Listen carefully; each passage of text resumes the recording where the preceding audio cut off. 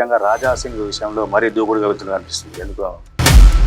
ఆయన పనితీరు బాగా లేకపోవడం, ఆయన టోటల్గా శాసనసభ్యునిగా ఫెయిల్ కావడం, మా దూకుడు అనేది పెరిగింది. గోషామాల్ నియోజకవర్గం అంటే ఒక గుడంబాకు అడ్డ, అంటే ధూల్పేట కానీ గాంజాయికి కూడా అడ్డనే. బీఆర్ఎస్ ప్రభుత్వం వచ్చిన తర్వాత సీఎంఏ అపాయింట్మెంట్ ఇవ్వట్లేదు నాకని చెప్పేసి అనేక సార్లు అసెంబ్లీ వేదికగా బయట కూడా రాజా సింగ్ చాలాసార్లు ప్రశ్నించారు. మీరేమన్నా రాజా సింగ్ సీఎం అపాయింట్మెంట్ ఇప్పిస్తారా? రాజా సింగ్ అనేటోడు ఒక చిల్లర రాజకీయ నాయకుడు. ఆయన ఒక యూజ్లెస్ అన్ఫిట్ ఎమ్మెల్యే. నా వెహికల్ మంచిగా ఇయ్యలేదు అని చెప్తావు.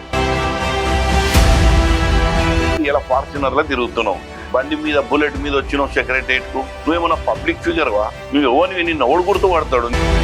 నువ్వు పెద్ద పీకుడు దాని లెక్క నువ్వు ఒక బుల్లెట్ వేసుకొని నువ్వు వస్తే. ఒక విద్యా సంస్థలు నడిపిస్తున్నారు. లోదా సమాజానికి యువకులకు మీరు ఏం చేస్తున్నారు? ప్రభుత్వం చేసేది ప్రభుత్వం చేస్తున్నది. గతంలో కాంగ్రెస్తో ఉన్నారు కదా, ఎందుకు బీఆర్ఎస్ ఎందుకు మారారు? ఏ రాజకీయ నాయకుడు పార్టీ మార్చిండంటే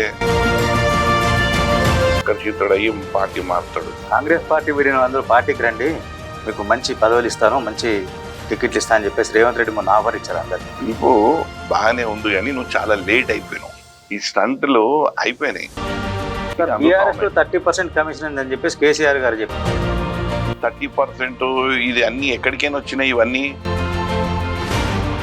బీఆర్ఎస్ కూడా కూర్చుంది. ఎంఐఎంతో బీఆర్ఎస్ జతగట్టి పనిచేస్తుంది.